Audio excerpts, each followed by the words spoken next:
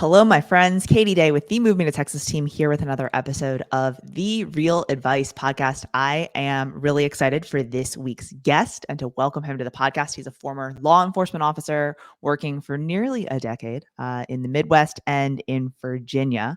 He is now a real estate agent and team leader, leading a mighty team based in Northern Virginia, but still maintains very strong ties to the law enforcement community and supports a lot of awesome charities and gives back to his community in the DC, Maryland, Virginia area, but based out of Northern Virginia.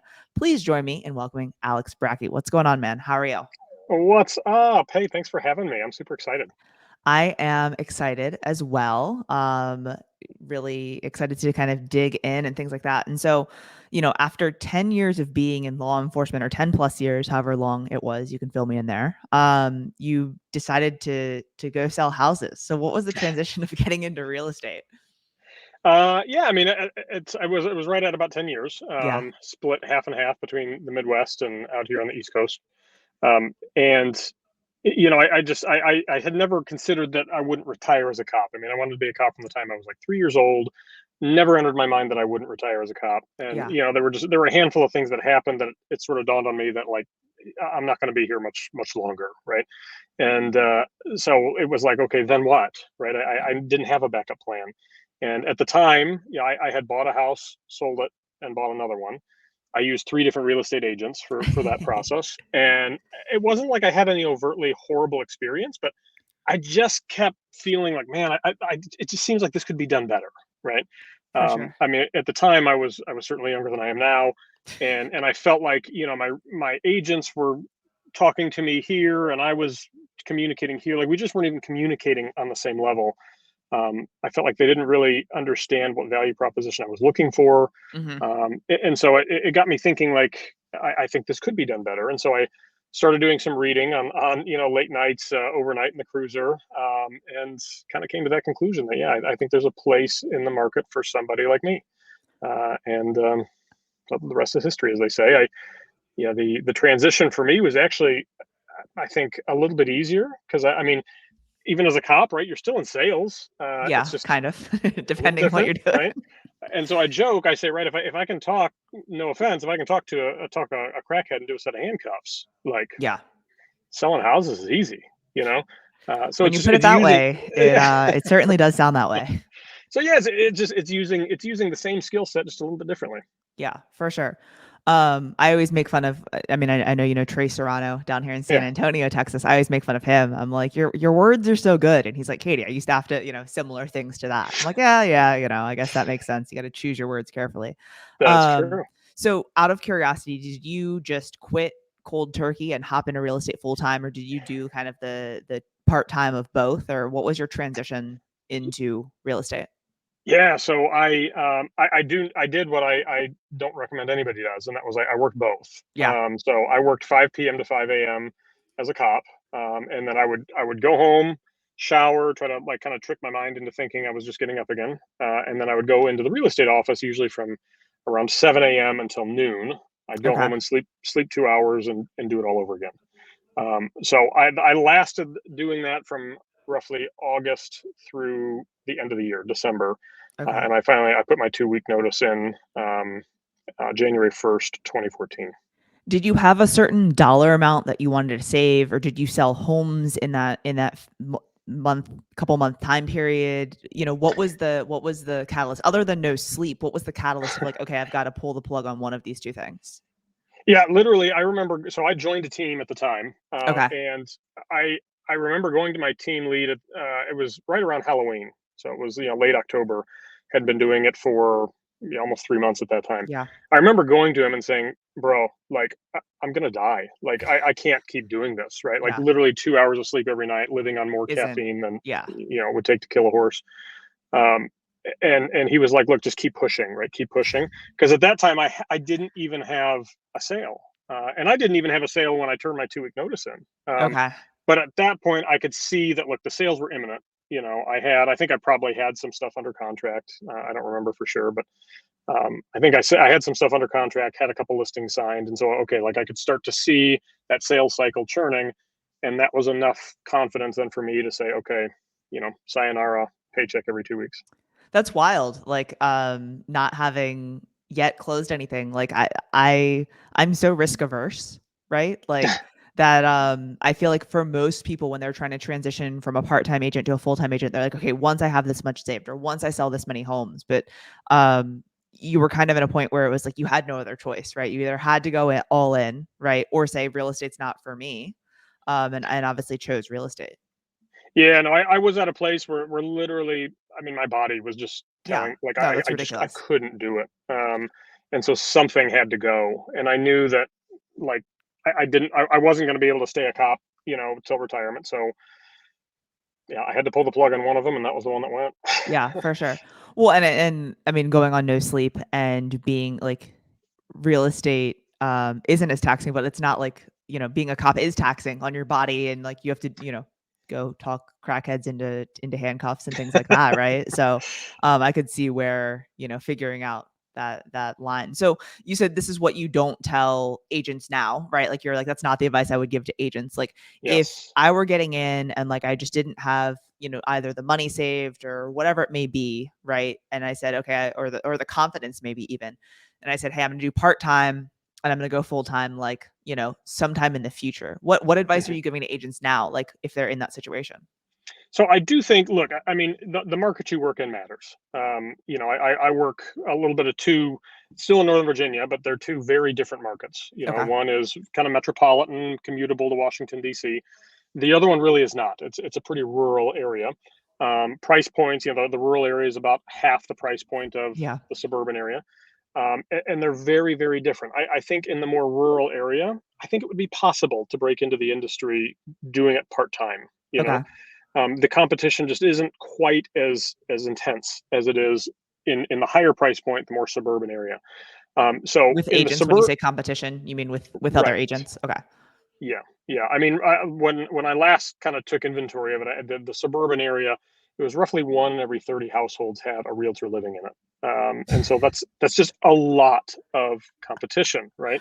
Yeah. And so my advice to folks in those areas is, yeah, I mean, you at some point you've got to kind of take away the safety net, because Yeah. for so many of us, when we have no safety net, when our back is against the wall, like we will perform, like we're not going to let our kids go hungry, right? But so long as we still have that safety net, like we'll never truly go all in, and that's not like a fault of an individual. It's just, I think, human trait, For sure. right? And so the advice I give now is don't do as I did. like Do as like I say. actually do as I say, not as I did.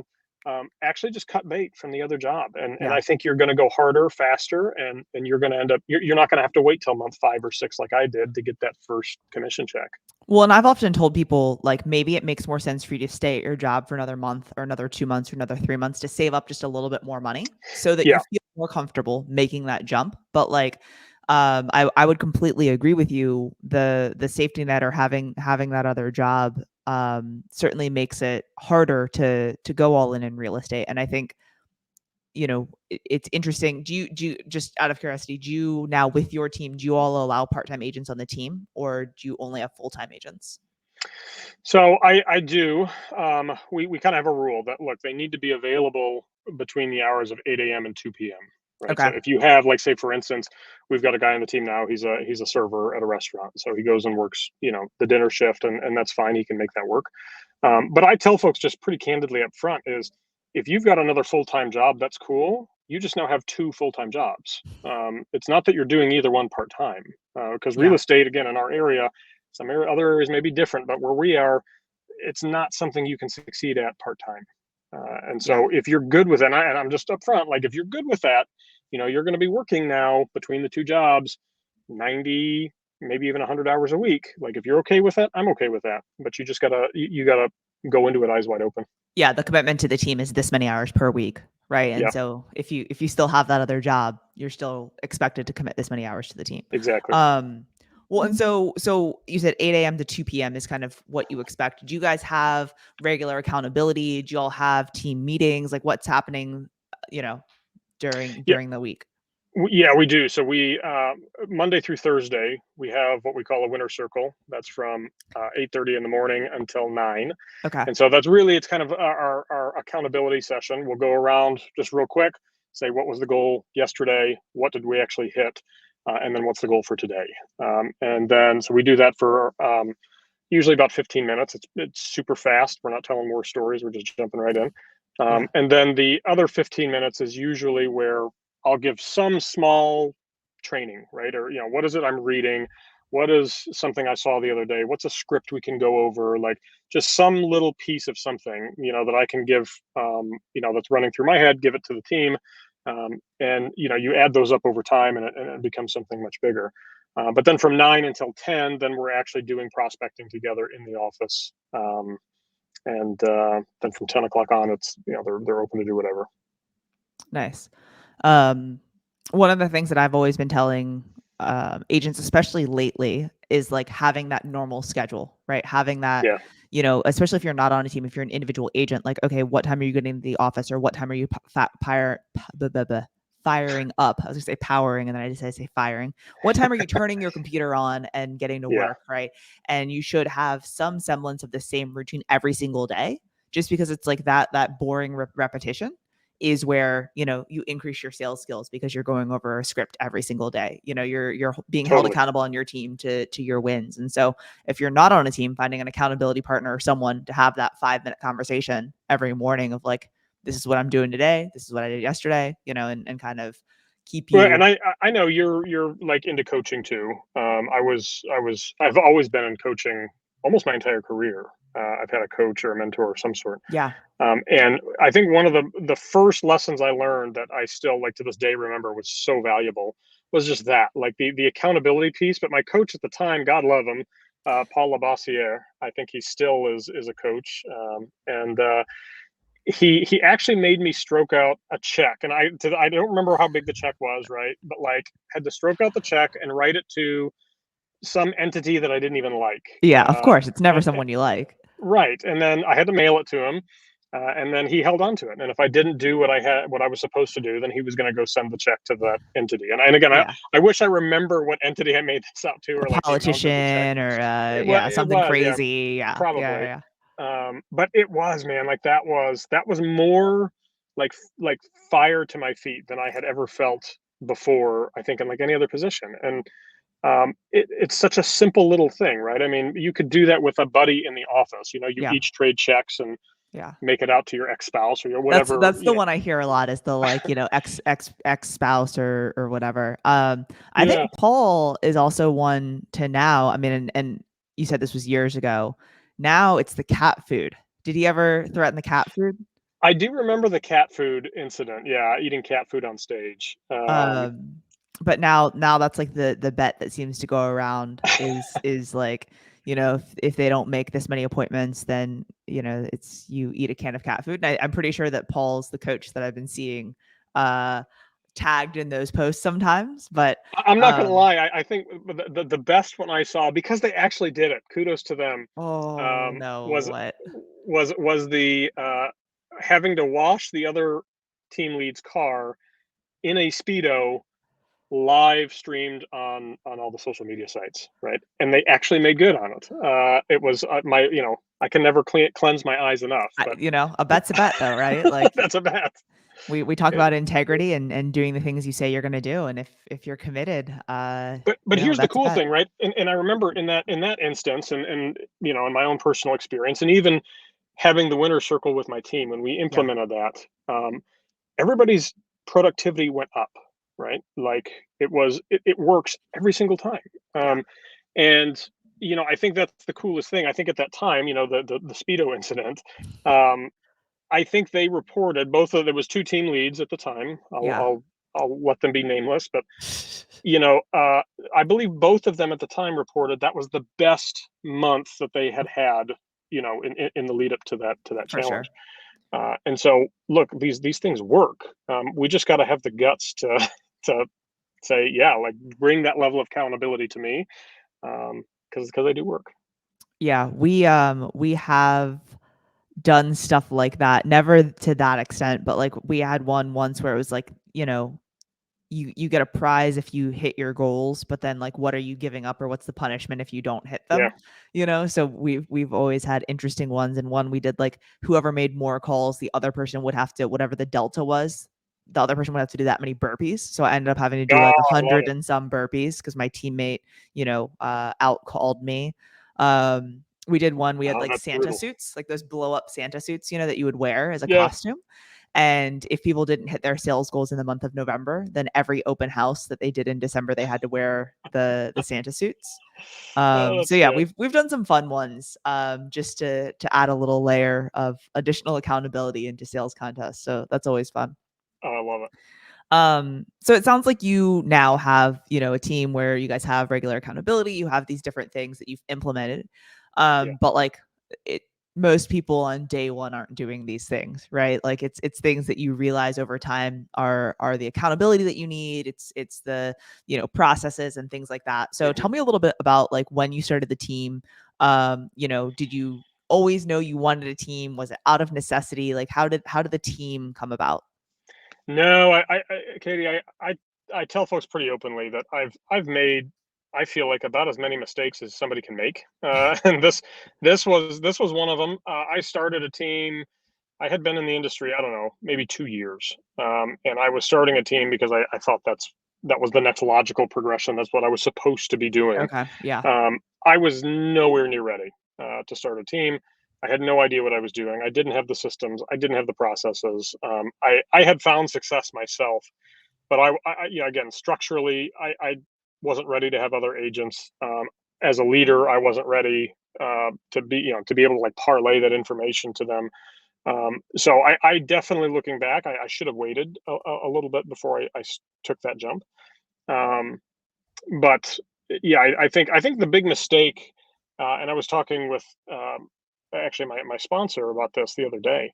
I said I think the mistake that so many folks make is I think 99% of agents have a way inflated view of like the profitability that you get from running a team, right? Or like how the ease or whatever it is, right? It's a very kind of glamorized thing, and I think part of that is because, while 99% have this overly polished view of what it is, um, I think it's because 99% of team owners aren't open and honest about really, what is the profitability of running a team, right? Yeah. I'm pretty open. Like, I would be way more profitable, like, to do this on my own. I run the team for a handful of reasons. One is I really missed that um, just that camaraderie when I left policing, right? I mean, I grew up, my dad was in the Air Force, so I saw like the camaraderie that he had. Then I went Yeah. into law enforcement, and so like up until that point I didn't know any different.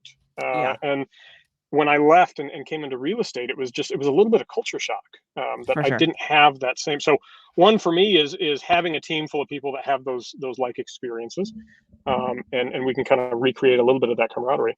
But then it is, I think, for me, it's become much more of just being able to give back, right? I grew up in Indiana, and even by Indiana standards, we didn't have much money, and so real estate for me has been such an eye opening thing. I didn't actually think real people could like have the living that we've been able to create, right? And so for me, it's kind of my mission now. Like, I want to Yeah. be able to help other people have that same opportunity if they're willing to work for it, right? Like, to be able to change the financial bloodline of their family, that's a big thing. It's huge. And it's been something that we've been able to do through real estate, and I feel like it's my duty to help other folks have that same opportunity.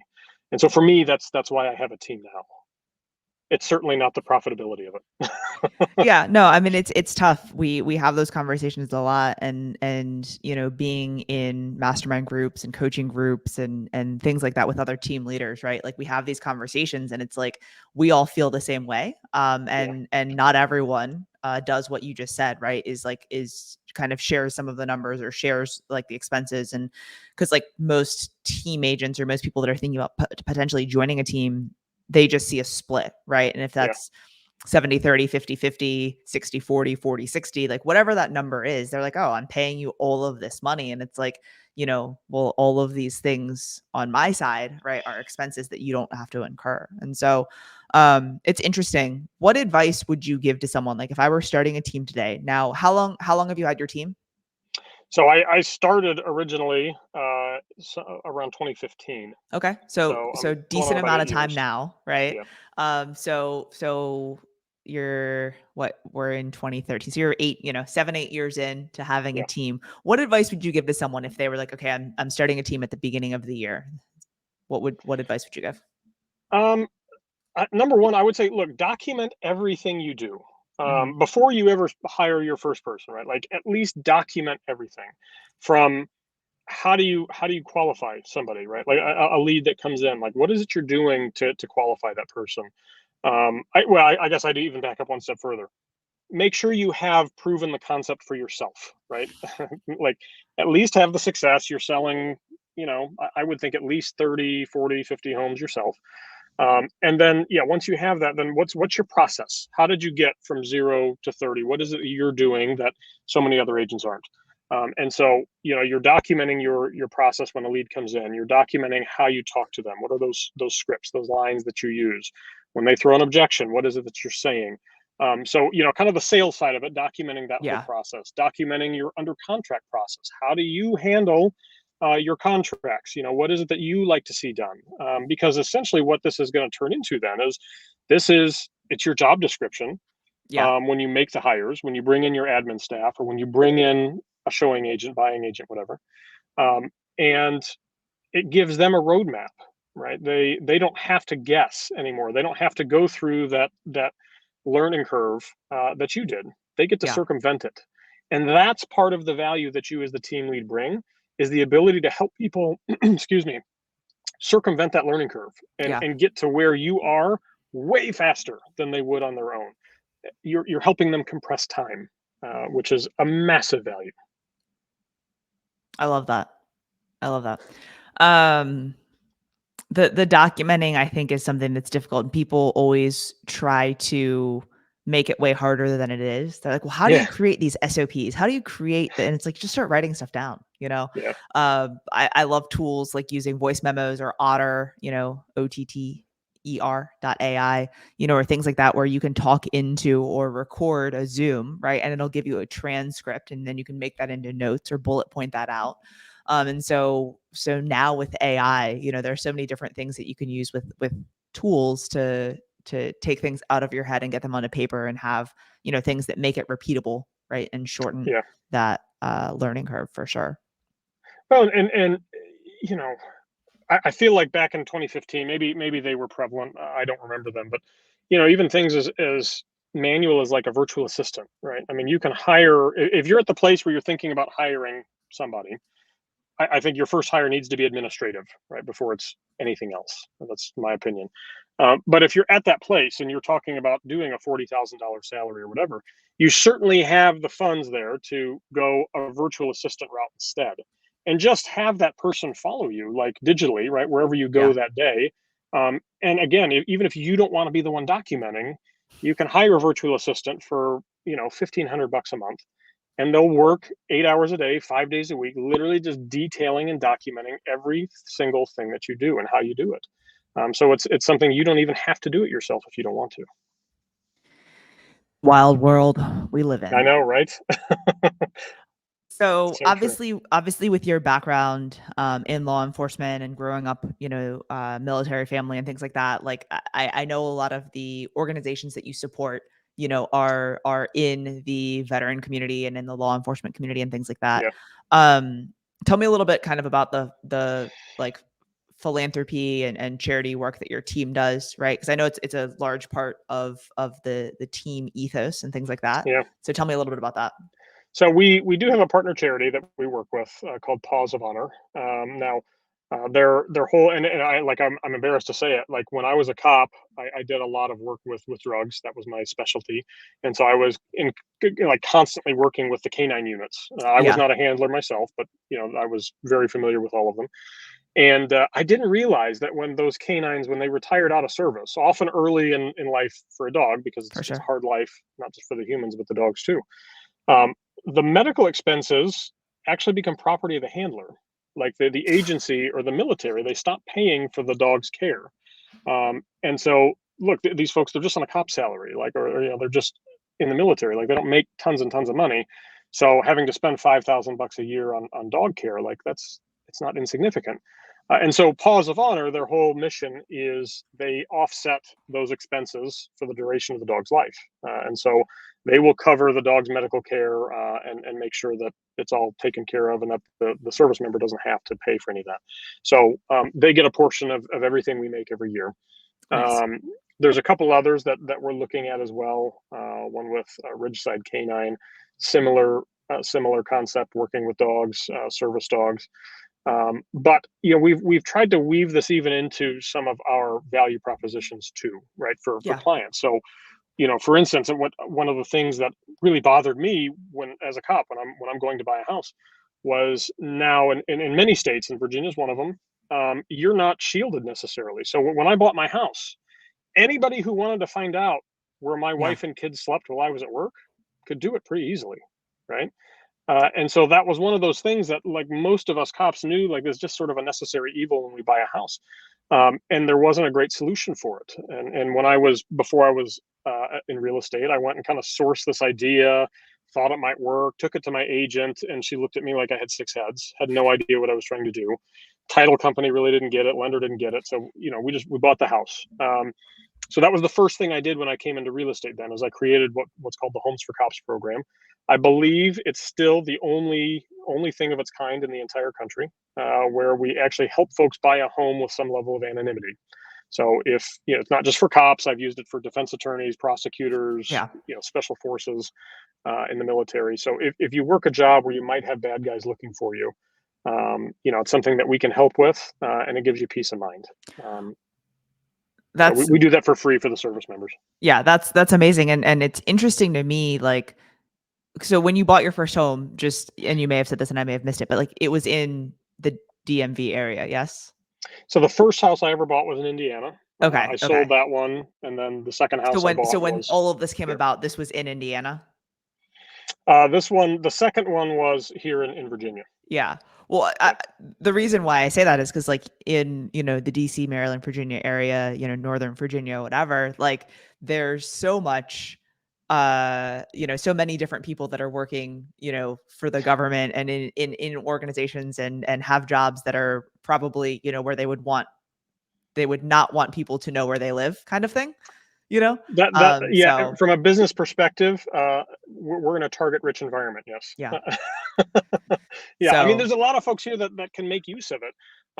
And so many of them were like I was, like all the folks that I worked with. It was just we were resigned that this was a necessary evil if we wanted to own a house, and it turns out that there's actually a solution to it, yeah, and just nobody talks about it. that's cool. That's awesome that you are doing that. And so your team, do you guys service DC, Maryland, Virginia, or what's kind of y'all's We do. area? We're heavily in Virginia.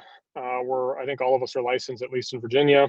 We've got some folks that are in Maryland. We currently don't have anybody that works DC proper, Okay. um, and we are expanding into West Virginia as well, which Nice. is about 10 minutes up the road from where I sit now. DC is about 40 minutes east, so Yeah, it's for actually sure. closer than DC. Well, and so as far as the program to help, law enforcement and others purchase, is this Mhm. something that y'all have started to research in other states as well, or is it mainly just the states that y'all are operating in right now? So there are some states that allow, like, if you're a cop, you can. I don't know how it works, but you can elect that the tax record is just kept confidential and it Yeah. doesn't say who lives there. You can do that in Virginia, but only after the home has been purchased and Deeded title and is all that. Yeah. recorded and everything, and by that point the damage is done, right? Yeah. Like, you actually have to buy the home in the not in your name to actually reap the benefits of this. So that's what we do. Now again, like I said, I know some states have a little bit of some of this built in, somehow. Virginia, Maryland, I don't believe DC, I don't believe West Virginia. Those are not one of them. But it does exist somewhere else. Awesome. My camera just died. I was wondering what happened. I'm like, wait a minute. Yeah, my camera just died. I'm gonna switch to my computer here. Just, bear with me. You'd think, doing 42 Zooms a day, I would be better at this. but I am not. There we go. Hello. Lower quality camera coming at you No worries. live, you know, live for the 4 people that watch this on YouTube. Most people just listen anyways. So if you're Oh, listening to good. this on a podcast player, just go ahead and Well, I gotta ask that. This is totally irrelevant. yeah, let's I'm go. What do you got? literally building my home studio right now. I was hoping to have it done in time for this, but yeah, but it didn't happen. What's your setup, man? What's the gear? I see a good looking microphone there. Yeah. So You've got your headset on. The I've got the Shure. Shure MV7, and so I think yeah, these are the Shure headphones that come with it because I just bought them that way. And then I have a Sony camera. You do have to charge it in case you didn't know, but I think Hmm. when I went out earlier to shoot a property video, I didn't turn it off. So normally when you're not using the camera, you're supposed to turn it off. Right. I've just got like a selfie light that I use Okay. here, Like but a big ring light, or yeah, like a ring light, but I think I'm gonna get a soft box, right? And yeah. then I'm gonna get some new lights for behind me because for the depth that I have, this no longer lights up. But when I was in my old office, it used to light up the wall, but now with the black wall and all that, it doesn't light up. So I gotcha. that's kind of my setup here. My thing for most videos and zooms and stuff is just like if the audio quality is good, like Yeah, then the video quality and things like that can kind of be forgiven. And so the MV7, although it's a couple $100, I find to be the best mic for for. sure. And that's one that's a direct USB-C, right? Yeah, so you can USB-C it or you can do the Yeah. fancy one or whatever. I don't have a soundboard. I know a lot of people have the soundboard where it goes through that and they can play sounds and pause it and do different stuff like, over here. But Right. I'm tech savvy, but sometimes I'm not. So I've just stuck to just Yeah, that's where I'm plugging at. the USB-C That's where in. I'm at. I'm like, I don't really want to get to that extreme. What's cool too with the MV7 is you can get a USB-C to Lightning, and then you can shoot videos on your phone Oh, that's with slick. with the really really good audio. And so I still haven't bought one of those because I normally just shoot with my videographer and Sure. they give me the finished product. But it's cool because you can plug it in, get the video on your phone, but then get the really good audio quality from this. I love it. Cool. So yeah. Sorry, sidetrack. No, all good. All good. I thought you were gonna be like, what's your favorite thing to do in Houston? I was like, that's completely off track. But this I feel like this is that was still in the realm of It's still things. germane. Yeah. So yeah, for sure. Um awesome. Well, we've covered a lot as far as different things, as far as team building. I love it's you said homes for cops. Is that what Yeah. yeah. Homes for Cops, that's how it started, but yeah, it's for more than just cops now. Yeah. Homes for cops and then in small print it's like and other people too. And other people Um, and allies. yeah, for sure.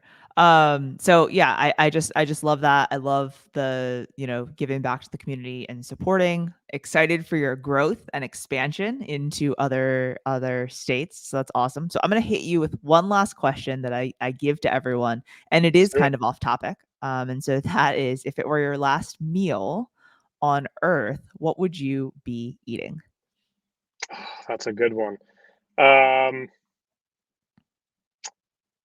I'd probably go with stuffed crust pizza, man.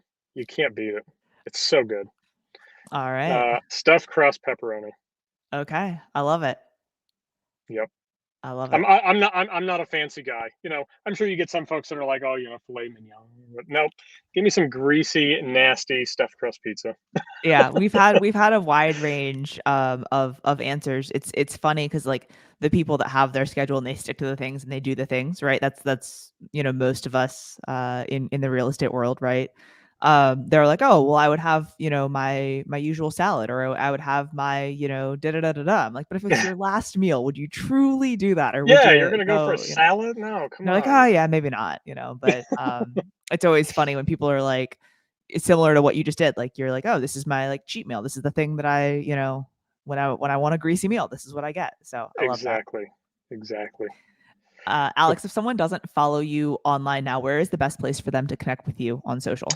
yeah, get me on Instagram at Alex Bracke. No Awesome. underscores, no nothing special, just at Alex Bracke. Perfect. Well, I thank you so much for your time today and all of your knowledge. And I look forward to hopefully seeing you again sometime soon. Absolutely. Thanks, Katie. I appreciate it.